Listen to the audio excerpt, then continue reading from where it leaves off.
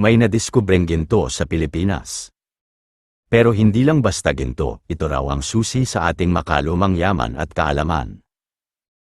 Noong 1980s, habang naghuhukay sa Butuan, Agusan del Norte, natagpuan ang daan-daang piraso ng sinaunang ginto. May mga maskara, alahas, at ceremonial items na gawa sa purong ginto, lahat galing sa panahong bago pa dumating ang mga Kastila. Ipinapakita nito na may mayamang sibilisasyon na ang Pilipinas noon. Marunong na tayong gumawa ng alahas, may kultura, at nakikipagkalakalan sa ibang bansa gaya ng India at China. Pero hanggang ngayon, marami sa mga gintong ito ay nasa pribadong koleksyon. Ibig sabihin, may mga yaman ng kasaysayan nating di pa lubusang natutuklasan. Kung proud ka sa yaman ng ating kasaysayan, like mo to. At follow mo ang Short Recovery PH para sa susunod nating pagdiskubre ng nakatagong ginto ng ating nakaraan.